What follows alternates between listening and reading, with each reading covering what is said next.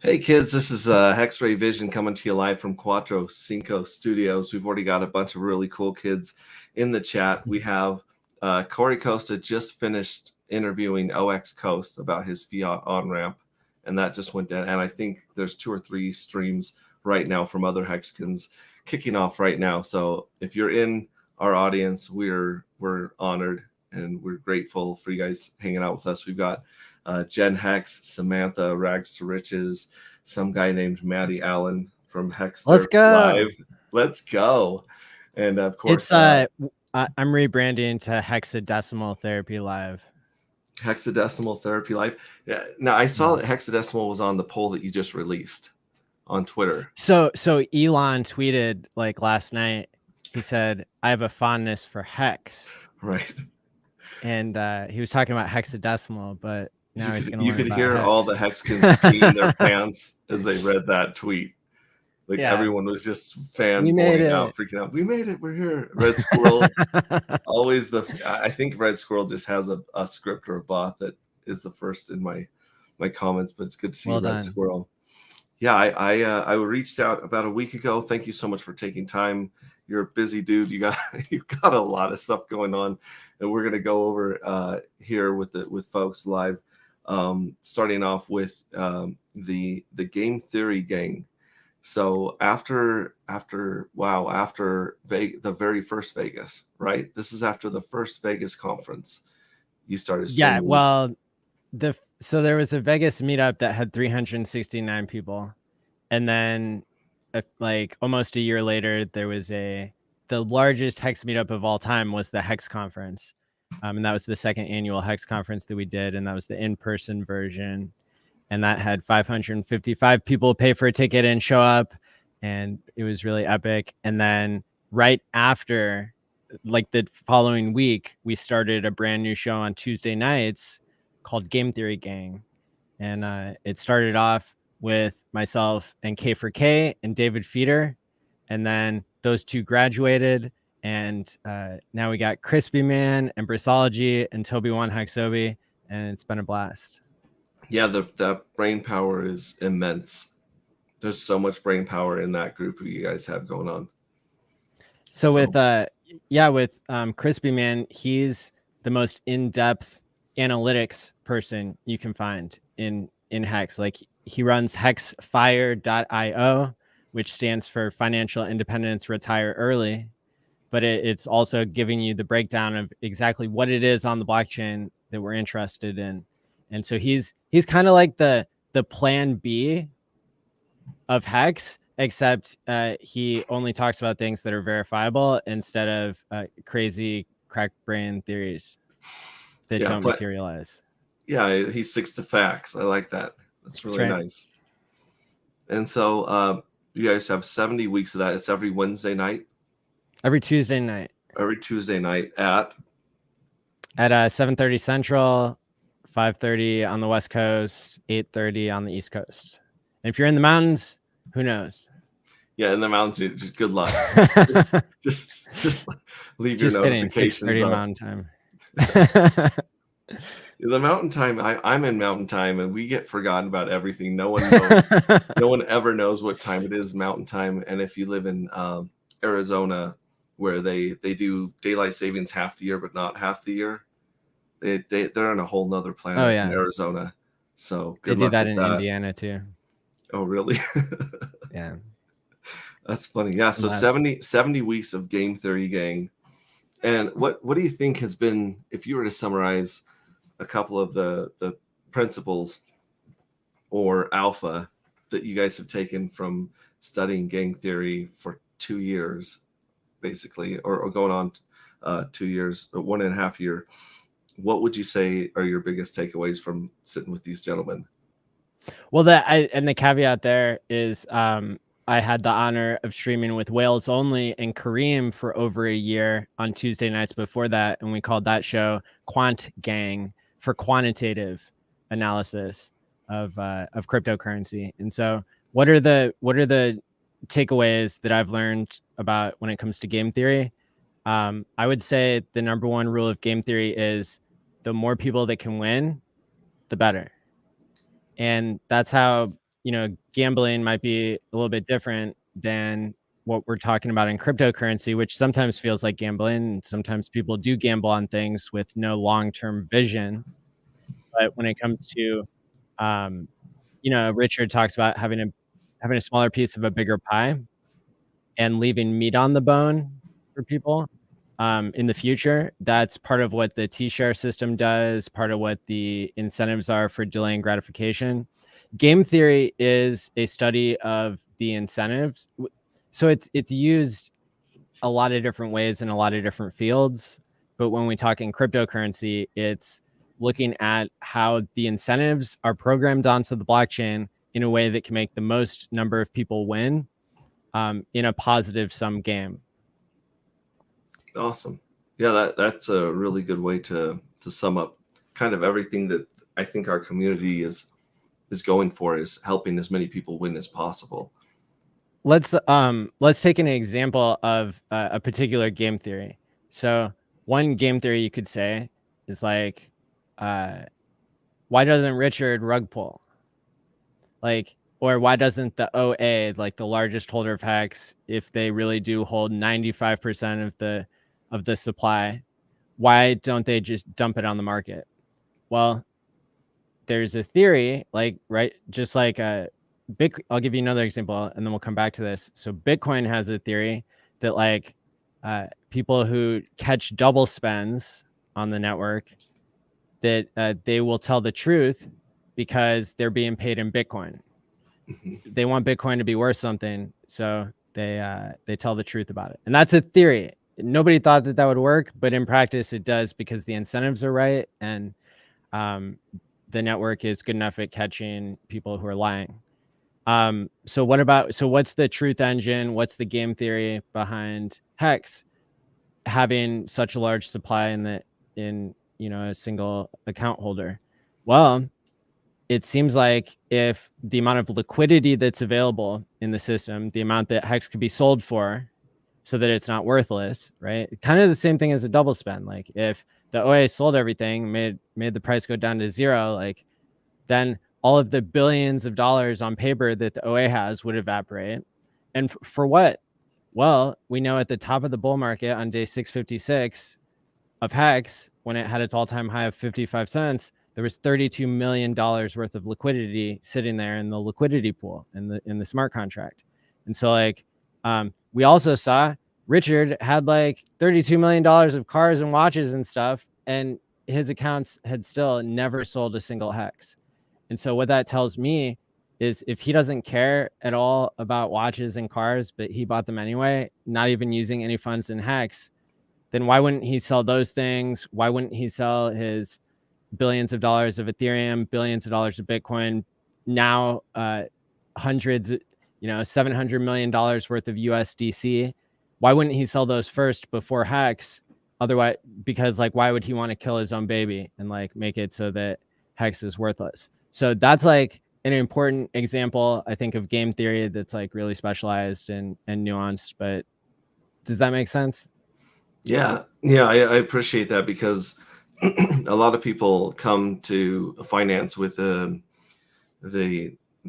philosophy or the paradigm of scarcity, right? They think to themselves, what can I get out of this? How long is it going to last? I've got to, I use the analogy of people running into a gas station, right? And when the clerk's gone, they reach over the counter, they're grabbing money out of the cash register, and they're running out the door.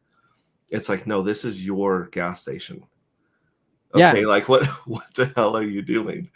Just so allowing everyone to win together. And Crypto Heartbeat talks a lot about this with, John Nash's theory of, he's the one who came up with and got the Nobel Prize for game theory, right? And his was the same thing, was how do you get as many people to incentivize as many people to work for the common good, and the most people win. And that's a really good illustration with the OA that you gave us. So thank you very much.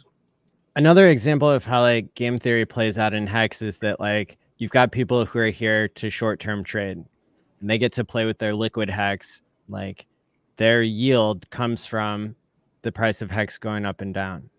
And then you've got the people who are more long-term thinking. You also need those people in a system in order for it to be successful. You need both long-term and short-term people.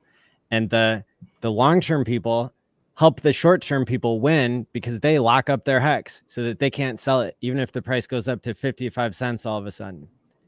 But they're the ones earning trustless yield. They're earning more hex based on how long they locked, with greater incentives going to the people who lock longer.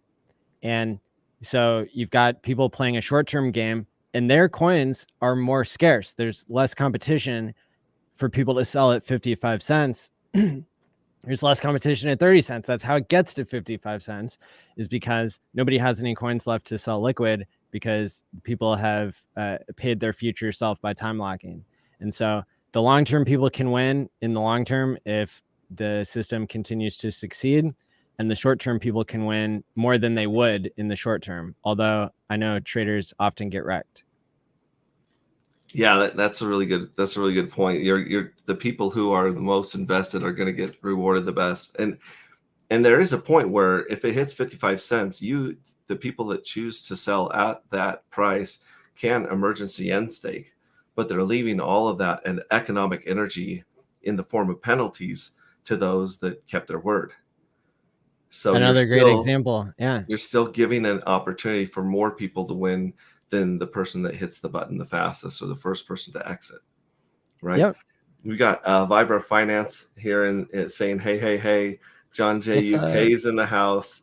Rags to Riches is in here. And if you'll notice, everyone's got a wrench except for Samantha. Samantha doesn't want a wrench. She likes to be the only unwrenched person in my streams, which is just fine. Now let's talk about Time Pays Me. Last I saw you were on testnet, but you said you guys are on mainnet now with Time Pays Me.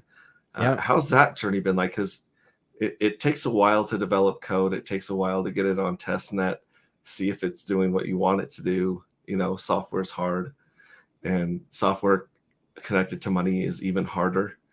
So tell us about that journey and what's the next step for Time Pays Me. So Time Pays Me is like what I've been working on for the past year, and I'm really honored to have like such a brilliant team of 2 other people that I work with who are also like, really, really good at what they do. So what Time Pays Me does, it's got 3 components, and 2 of them are live, and the third one is like built into the blockchain, and like we're making a front end for it soon. So the 2 components of Time Pays Me that work right now are that you can send money to your future self by time locking. And that works with any ERC or PRC20 token. It works with Ethereum and Pulse as a coin. All those work, and the default setting is for it to drip back to you over time. So the percentage of time that you've served is the percentage of coins you can pull out. So if I time lock $1,000 of Pulse for a year, then I can get out about 2% per week, because a week is about 2% of a year. Same thing with 10 years. If I lock $100 of Pulse for 10 years, then I can get 0.2% out per week, because a week is about 2.2% of a year. There's also a hard locking option for people who don't want to write a blank check to Ethereum. They can figure out what their future hex stakes are going to cost to end, and then you can time lock the amount of Ethereum that you need in order to end your stake. And is that the second component? No. So the first component is send money to your future self, which includes the hard lock. Time locking. Right. Yep. The time locking. Drip and hard lock. Okay. And then the second feature is being able to undo a hack using a second seed phrase.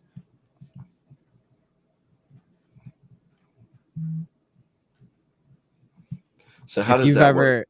So if you've ever used a hardware wallet, you might like be pressing the button even though you're not like reading the code to see like what you're actually approving. If you don't use a hardware wallet, then you're kind of opening yourself up for like a virus called the Mars Stealer to come onto your computer or your phone, like take away your 12 words and then transfer your funds immediately out.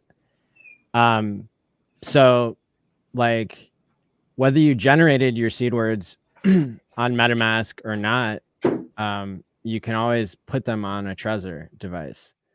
So that's like security 101.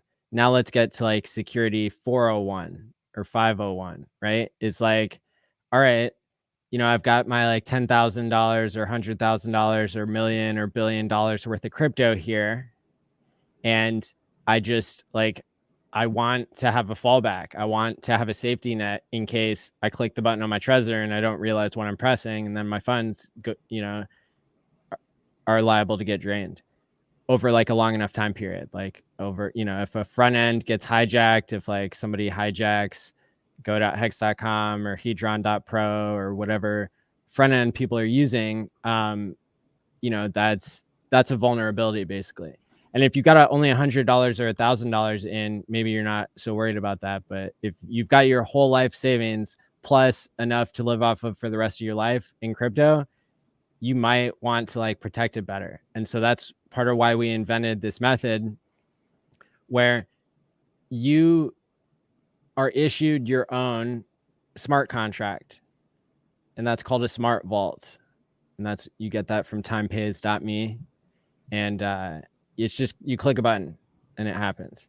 And now you've got a vault address. And that vault address is pretty much, it's got special rules attached to it that it only applies to you. It's a form of self-custody. And so some of the rules of the vault say that like, if you want to get money out of the vault, you have to wait 7 days. That gives you enough time. If somebody's stolen your seed words, it gives you enough time to detect that they've stolen your seed words and then to change control of the vault over to your second seed phrase, which you've hopefully set up at the beginning. And the steps, so it's like a couple more buttons you have to click at the beginning to set up your second seed phrase. So you like, you know, you plug in your Trezor or your second hardware device or whatever it is, and then you validate that address, because we don't want the game theory made it so that we didn't want anybody to be able to claim anybody else's address as their recovery address. And so you have to validate your recovery address and prove that like you didn't type it in wrong or something, right? And then now you have a backup so that if somebody tries to withdraw your funds, you can change ownership of the vault to the recovery address that's controlled by the second seed phrase. And now you're set. Now you can continue to withdraw from your drips. You can continue to send to other addresses without the risk of somebody sending to an address that you don't control.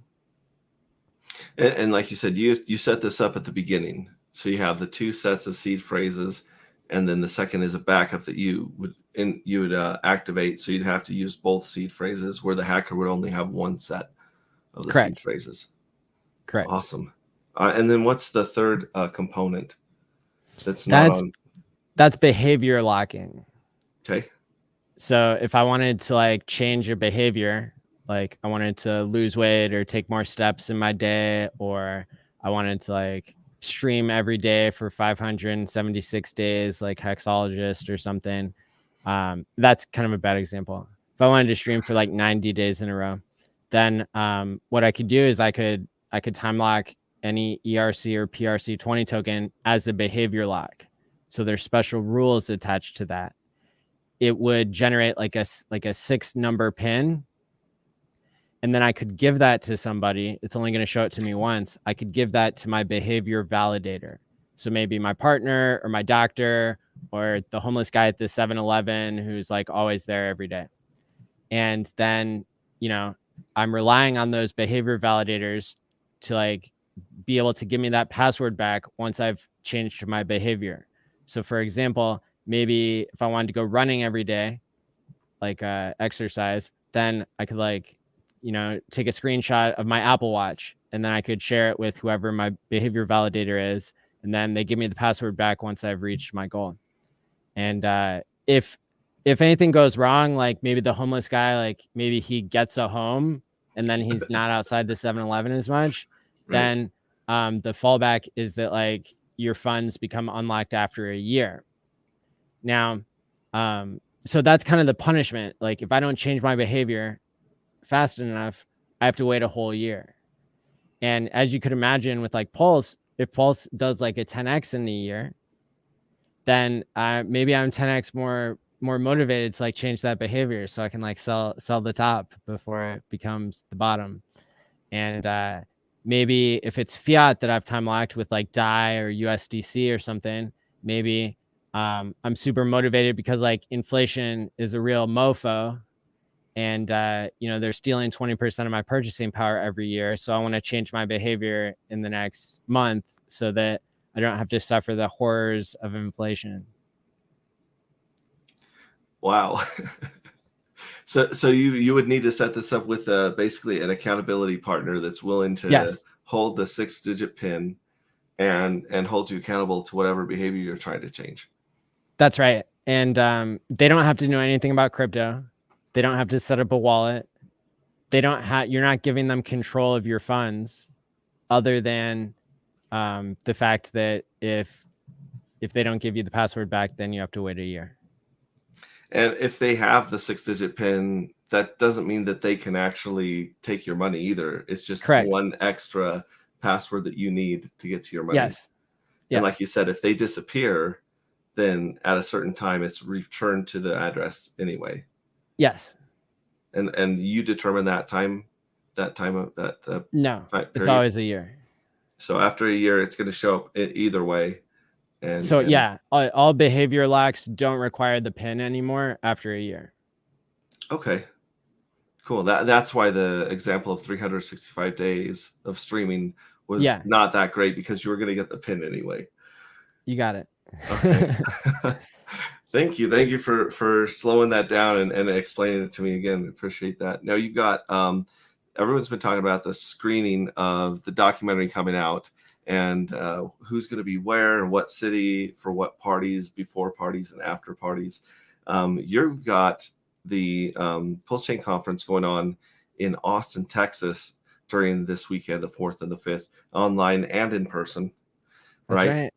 And so you're going to be at the Austin viewing of that. But before that, you are going to be hanging out at the Pulsechain tour in another city.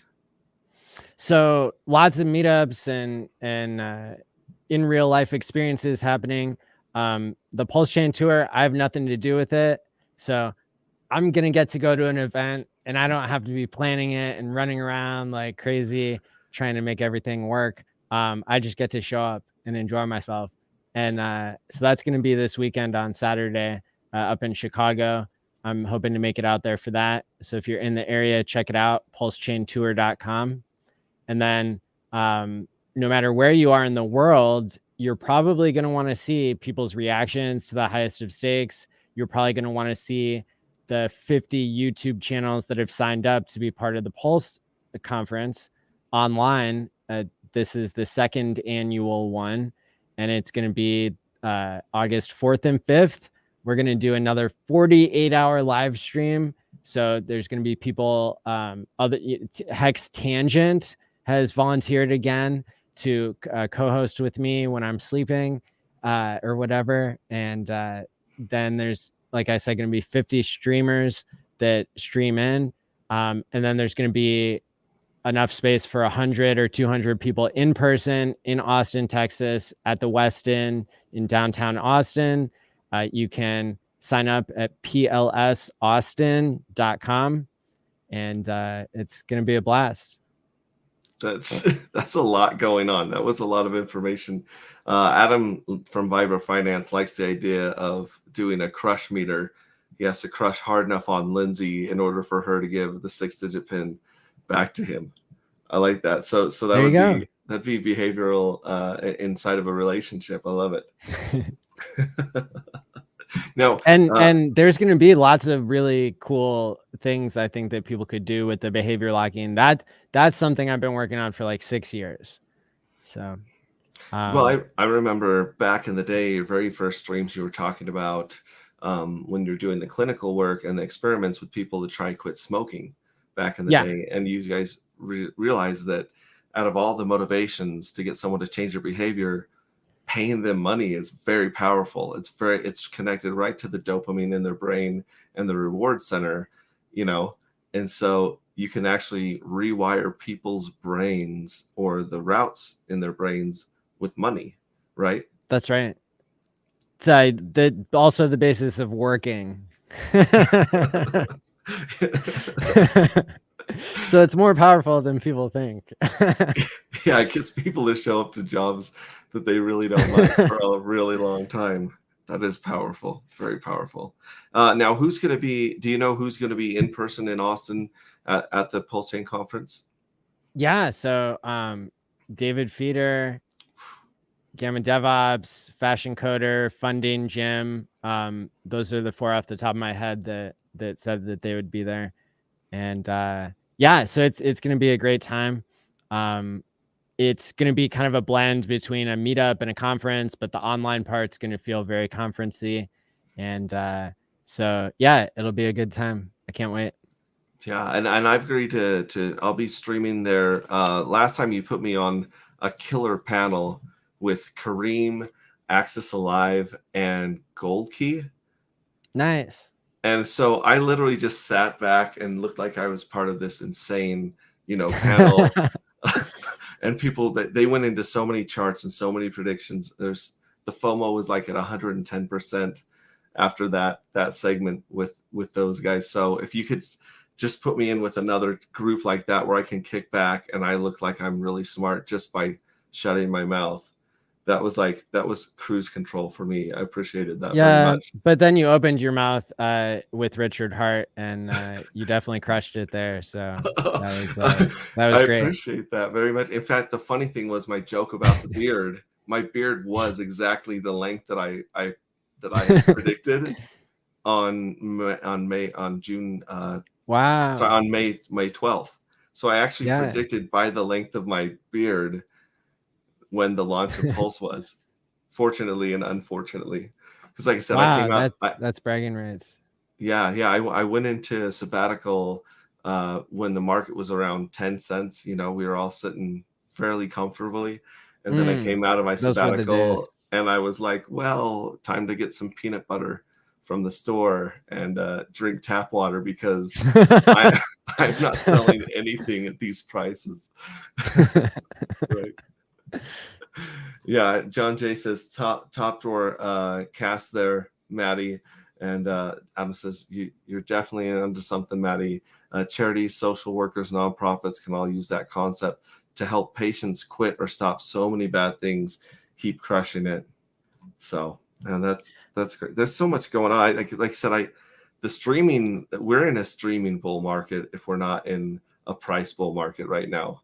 Like we've had and if you guys haven't seen Maddie's interview with Kinetics and RG3 about the Highest of Stakes documentary, go onto his channel, check that out, because that was really cool. What was your thoughts going into, what was your perception of the documentary before and after talking to RG3 and Kinetics?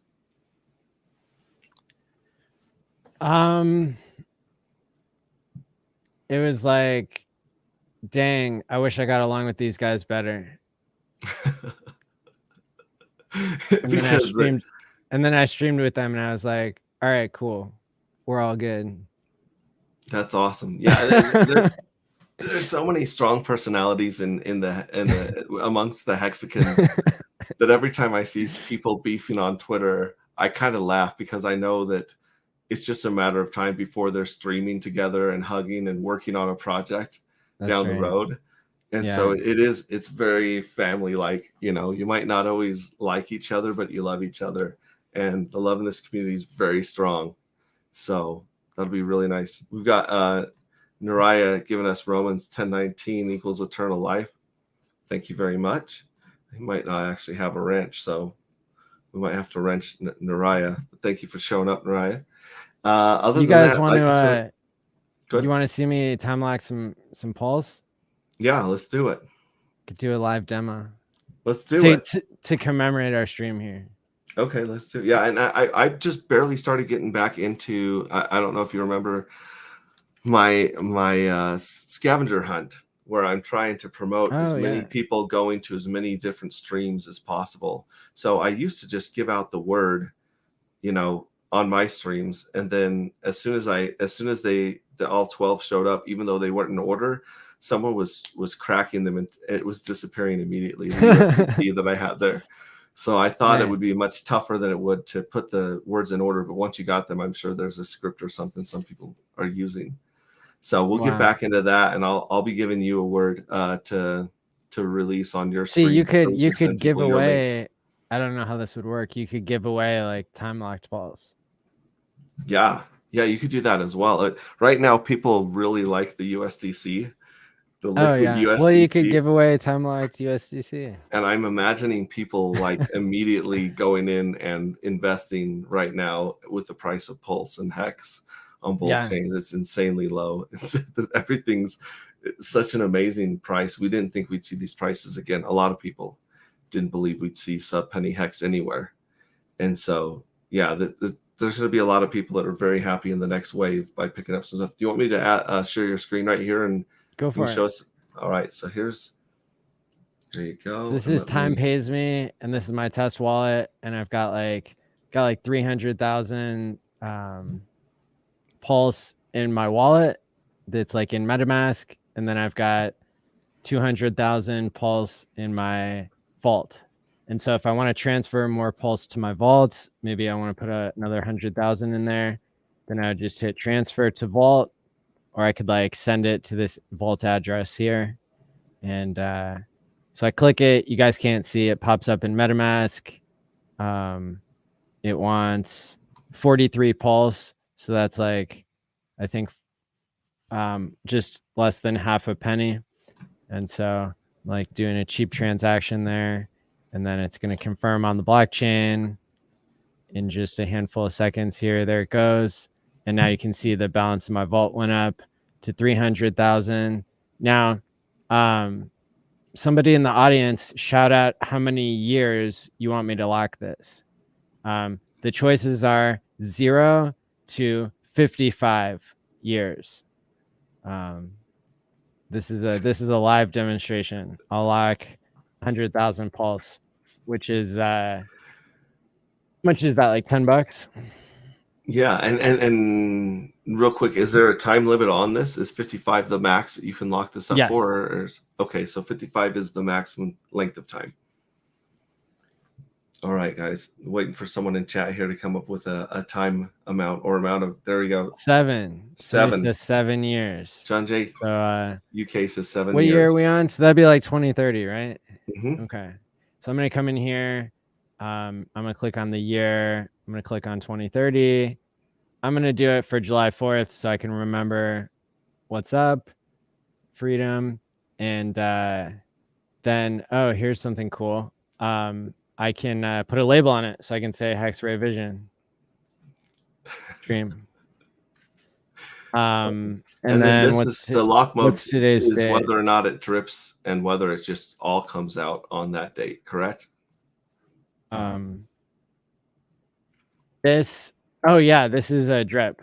Yeah. So I'm gonna get half the money back in 3.5 years. Okay, but if you click the hard lock, then it wouldn't drip. Correct. Okay, awesome. So I hit lock. It's telling me that like I'm paying a fee of like it said that before, that I'm paying a fee of only 100 Pulse. So it's like, what is that? A penny? Mm-hmm. So I'm paying a penny for out of or maybe that's 10 cents. Anyway, too little to care. It's 0.1%, so it's 1 out of 1,000 units. Hit confirm, and it's going to pop up in MetaMask. This one's going to cost like 3 cents to do, or 310 Pulse. And now it's just confirming on the blockchain. Here it goes, like coming around the bend. It's catching up to Ethereum. Oh, now Ethereum's pulling ahead. This is a long block, isn't it? It's been at least 10 seconds. I want a refund. Too late. So it's still confirming. It's been confirmed 5 seconds ago. Great. So I can go down here. Okay, it says a new lock has been created successfully. I can go down here and I'll look for my tag here. It says Hexray Vision stream 7/20/2023 and 100,000 pulse. Now, because this is dripping back into is it dripping back into the vault over the next 7 years, or do you have to take an action to claim the drip? It's dripping back to the vault, and you do have to make a claim, and that's where you're going to claim the drip, and then you're going to wait 7 days to withdraw it so that nobody can hack you as easily. Wow, that's a cool security feature. So I've got like some other stakes here. Like this one is 10,000 pulse was just like a test one for, it looks like a little bit less than a year or something. And 291 pulse have already dripped back 3%. Here's one. And that one's 100%. So you've already 100% served all that time. Let me, so if I open the window further here, it shows me, oh, this one's ready to go. I can release the pulse from this because I did it 7 days ago. Or I can cancel. I don't know why I would cancel the drip at this point because it's 100%. So I can hit release PLS. And it's going to cost me 2 cents. And then I'm going to quick look at my balance. Oh, it's just under 200,000. It says the drip has been released. I'm going to hit refresh here and see if it shows up there. If I choose pulse. Did that? Okay, either it's taking a second or it's... No. It would show up in my wallet, obviously, because I've just released it from the vault. And so I can go and confirm that that showed up there by just going to my block explorer. And so with each of these, I did notice there was another button there that said that you could initiate a drip on the locked stuff, or you could cancel the drip, and the drip would just stop dripping or releasing it slowly, right? Yeah, so like here, there's an estimated allowance. This is one that I did for 55 years for 5,555 pulse. And even though I haven't served 1% of the time yet, it still shows me I can withdraw 4.4 pulse. Okay. And so I could hit the initiate drip button, wait 7 days, and then get 4.4 pulse out. Whoa. Timepaysme.me. Timepays.me. Oh, timepays.me. And then this is just connected to your wallet, right? Yep. Wow. And then you have the activate panic button at the top. Tell us about that one. If like somebody was requesting a withdraw and it wasn't me, then I would hit the activate panic button, and it would like, we're gonna move that to like a recovery menu, because if somebody hacked this wallet, they would probably take all the pulse for me to pay for the transaction. But don't worry, we've already thought of that. So any address can pay the gas for you to put your vault into panic if they have the signature required.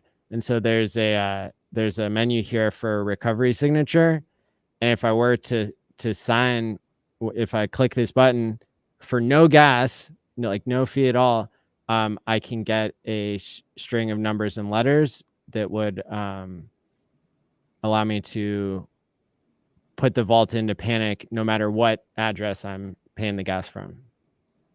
And then the hacker would need those 12 words to get to anything from the vault, from the recovery address. which it's 24 words from my Trezor, and they're not going to get that because I have it and they don't. Right. And no computer virus is going to give it to them. Wow. That's awesome. Yeah, it's really awesome. And I can go into like, there are addresses that I've activated Panic, and I can access the drips from the recovery address. So it's like, it's giving yourself one extra life. In like a video game. That's right. That's really cool. Now, everyone's got their predictions on how much longer the bear market's going to last before we start ramping up to the next 24, 25 wave that we're hoping for after the Bitcoin halving, sometime around February, March, April. And so, what is your prediction as to how long? Not so much crypto like Bitcoin and Ethereum, but how much longer do you think the Richard Heart ecosystem has for people to DCA into before it takes off? That's really hard to predict. Right, and we're not holding you to this by any means.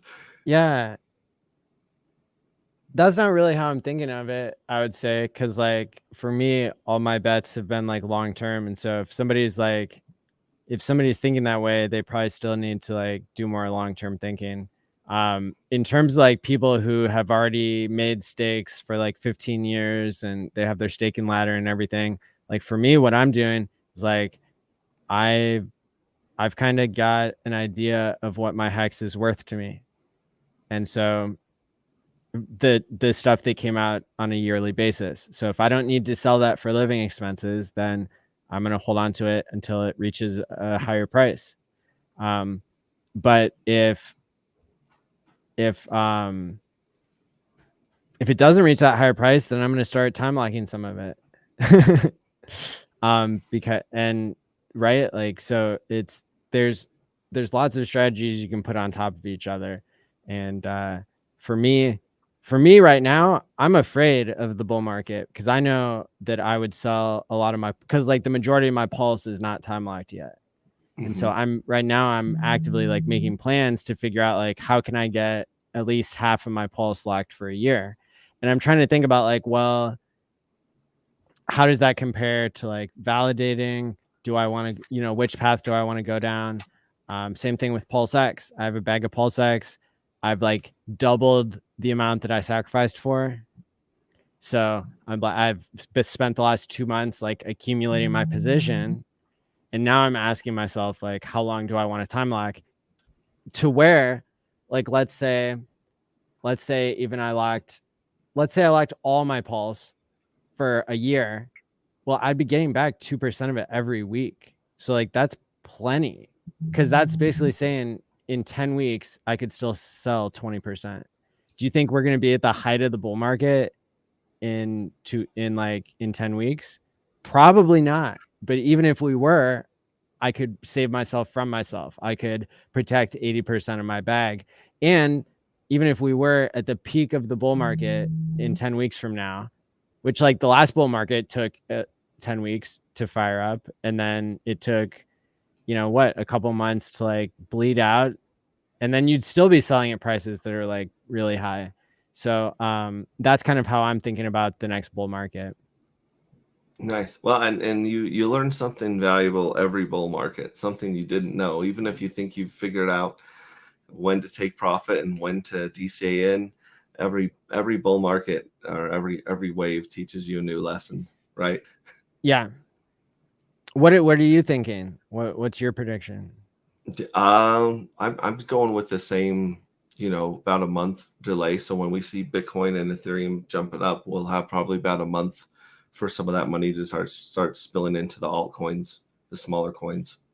Isn't it weird how Hex peaked before Bitcoin last cycle, although almost all alts in the last 2 cycles have peaked after? Right, but I think a lot of that was based on the belief that we were going to get Pulsechain in 60 days. So that's when everyone was like ready to buy get their copy and sell.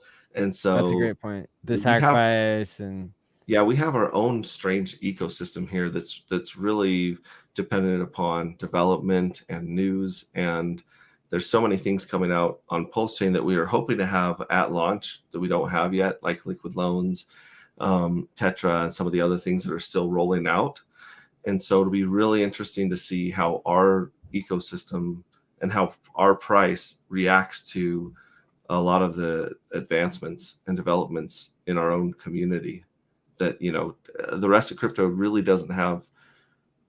It really doesn't have this stuff going on at all. It doesn't have the community. It doesn't have the streams. It doesn't have, I mean, there really is no number. There is no second place to the Hex community out there when it comes to grassroots passion, desire to help other people. There's no second place, in my opinion. That's right. Yeah, nobody else has time locks going out as far as Hex does. So we're the ones who are going to be here when all the Bitcoiners have, you know, dumped their bags for BlackRock or something. Yeah, and I think also with Richard leading the pack with his ethos of true decentralized, you know, we actually want money that is that really does free people to have, you know, control over their own finances and their own destinies. So the ethos of true decentralization is really strong in our community, and I'm really proud of that. That keeps me really excited to be in this community and work towards freedom. Yeah. Man, I thank you so much for coming on. We're at my pleasure. We're going to keep this under an hour. I like to try and keep it. Thanks for having me. You've delivered a lot of information about what's going on and where you're going to be. And thank you so much for sharing Time Pays Me and ways that people can use that to not only save themselves from themselves, but also add some security to their setups. So thank you so much for your work that you've done on that over the last year. And catch Maddie on Gang Theory Gang every Tuesday night. Like I'm guessing you're going to be doing that for the foreseeable future, right? No expectations, but I'll give you one clue. Is like tonight I'm doing Hex Therapy Live number 137, which is really the number of weeks I've been streaming every Tuesday and Thursday. Sorry, it's gonna be 138. So so far 138 weeks strong. Will I make it to 140? I don't know. Why don't you show up and find out? Well, your consistency is an inspiration to the other streamers like myself. And John Jay also, he came up with an example. He could lock 1 million pulse for a year, get about 20,000 pulse a week. That's right. Yeah, like of your own money. Like it's you're dripping it back to yourself. And so yeah, check it out. Awesome. Appreciate that. If you guys are watching this on the replay, gang, you know, leave us a like and a comment. That always helps our algorithms. And with all of these live streams, I'm repackaging them, adding an intro and an outro, and re-releasing them. And the YouTube algorithm treats this completely different if you do a little bit of editing and republish it. It's completely different. It treats the live streams very poorly because it has no idea who to suggest the live streams to. But as soon as you repackage it and just put anything, if you edit it at all and republish it, then the algorithms will promote your streams to people that they wouldn't otherwise. So that's a little cool hack for you to just republish all your live stuff, and they'll be treated differently by the algorithm. So enjoy that. Thanks again, Maddie. You're one of my favorite people in crypto, and one of my favorite people just on earth, you know. Likewise. Yeah. Thanks for having me on, man. Yeah, and I look forward to meeting in person again as my life allows it. So yeah. Thank you very much for everyone that's been here on obviously live and on the replay, gang. And we're gonna go out with my awkward wave goodbye. You ready for that, Maddie? Let's do it. Let's get a little bit of music here. And we're just gonna wave awkwardly goodbye to the audience. Peace out. You're not waving, Maddie. I can't Oh, end am I it supposed to wave? awkwardly as possible. Thanks, Maddie.